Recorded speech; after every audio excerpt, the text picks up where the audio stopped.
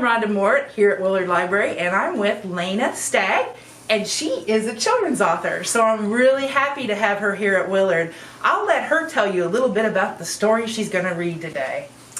I am very happy to be here at Willard today and share the two children's books that I have written. The first book is called Little Dog in the Sun, and my second book is Little Dog About Town, an Evansville Tale. So these storybooks have watercolor paintings in them, and they were painted by a local artist. His name is Jon Fuchs. That's a mouthful. So Jon did beautiful, beautiful watercolor paintings. So I'm really excited to share these books with you.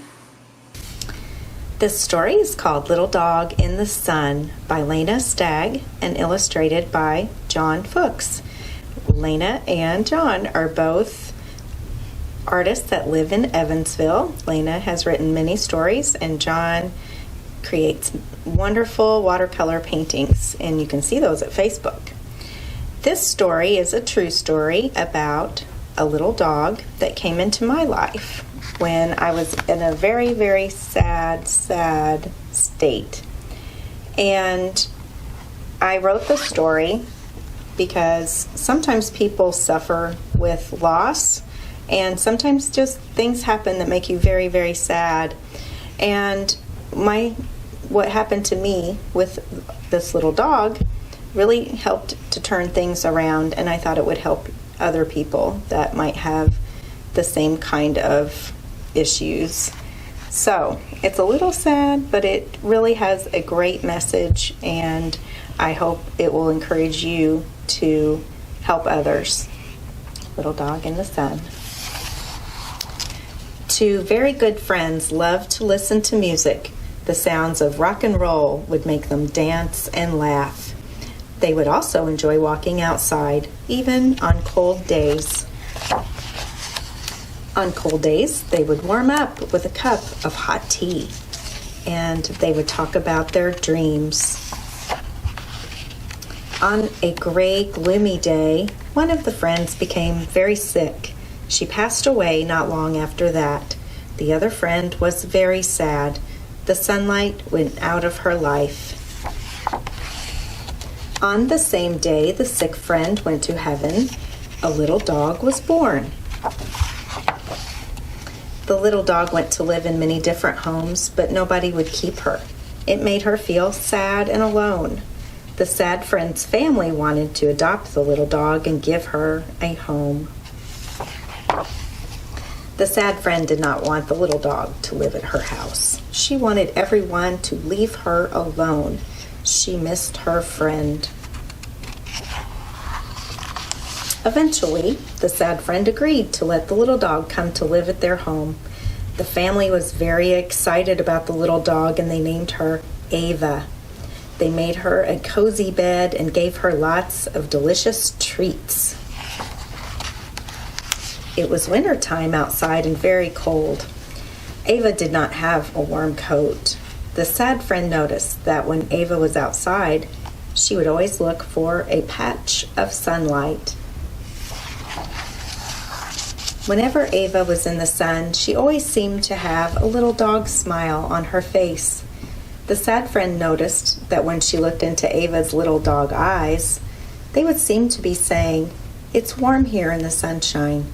Be happy, even when it's cold outside, even when you are cold and sad inside your heart."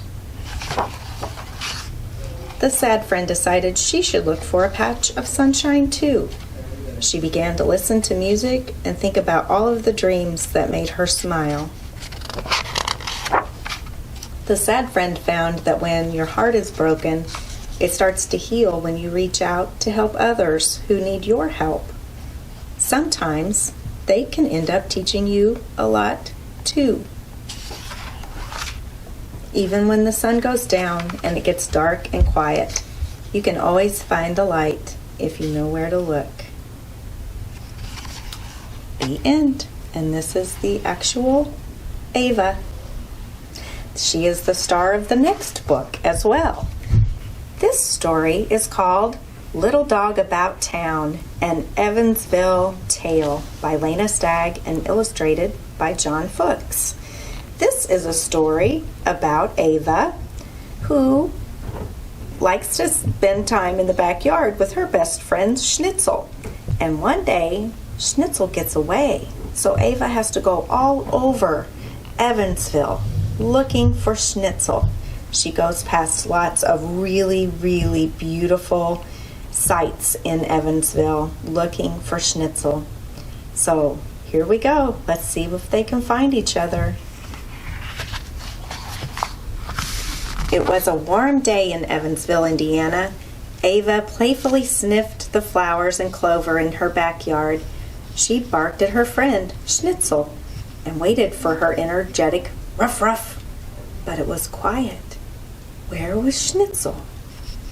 Ava sniffed by the fence to try and pick up Schnitzel's scent. Nothing. Oh no, Mom left the gate open. Ava had to find her best friend.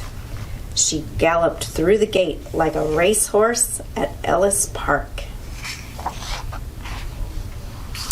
Ava ran down the sidewalk, searching for Schnitzel. She saw a sign for Mesker Park Zoo.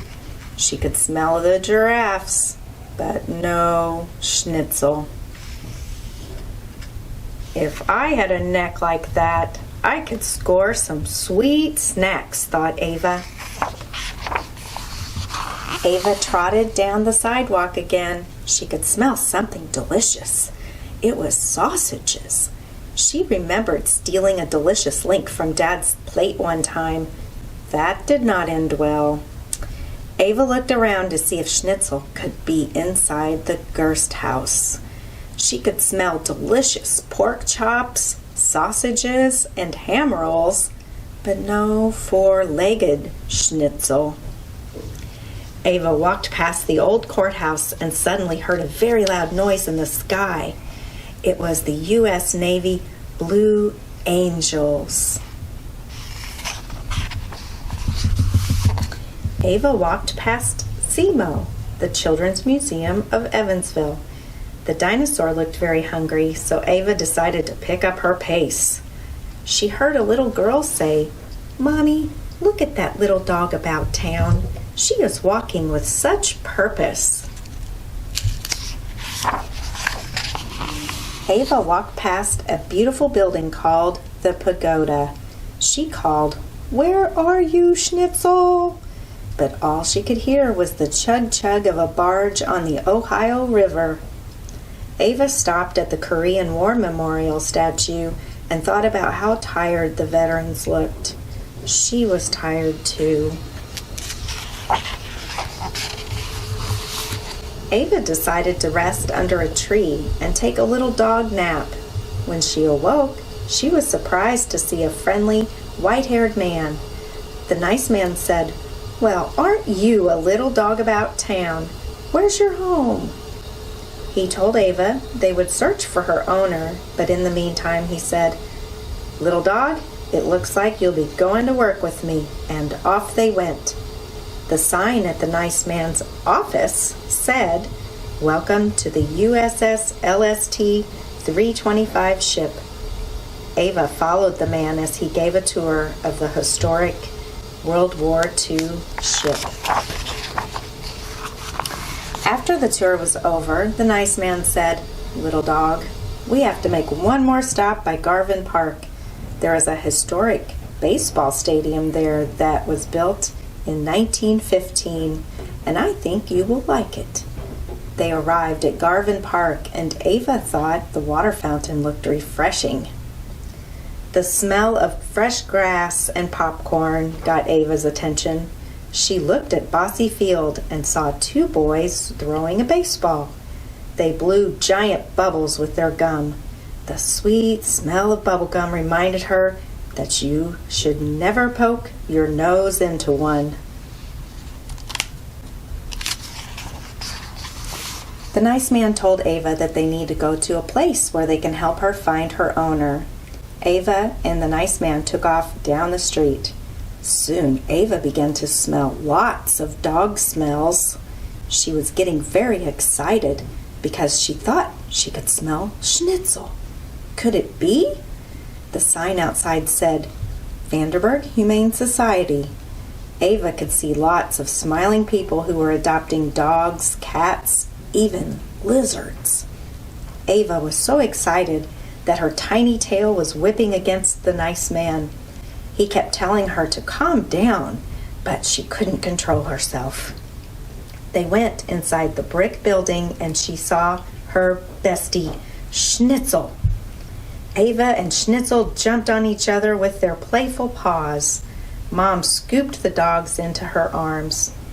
Someone had brought Schnitzel to the shelter to find her owner. The director told Mom that the shelter helps lots of pets find their owners. Mom thanked the director and the nice white-haired man for helping the dogs find their family. Mom said, I'm so happy to find you little dogs about town. Let's go home and eat some sausages.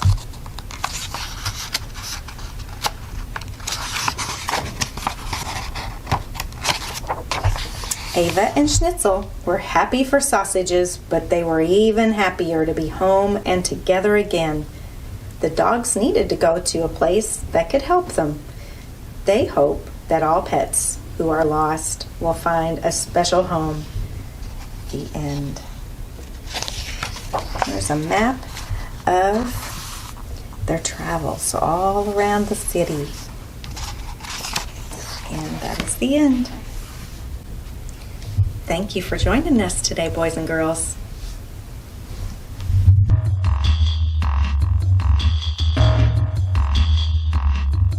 Hello, I'm Miss Lucy. I'm a children's librarian here at Willard Library, and I just wanted to introduce to you some of our new learning packs.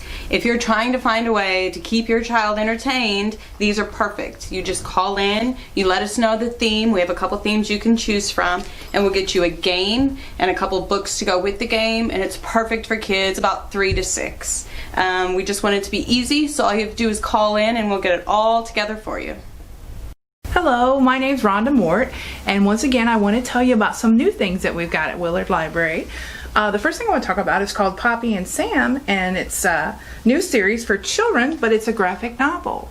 So these are wonderful books for your children to start reading when they're probably 4, 5, and 6. Also, we have a series called Jinxed by Sage Blackwood, and these are a little bit more advanced, but still looks like it's going to be a good series. And the last one I want to talk about is Go Away Unicorn. And unicorns seem to be very, very famous right now. So come into Willard Library. We have regular hours. We're open for regular hours. As long as you do the mask and the social distancing will be okay. Thank you. Hello, I just wanted to let you in on what we're doing here at Willard, our Mask Up Hoosiers project. You come in, fill out a sign that lets us know who you wear your mask for, and we'll put it up on the wall and take a picture and put you on our Facebook. So come in and let us know.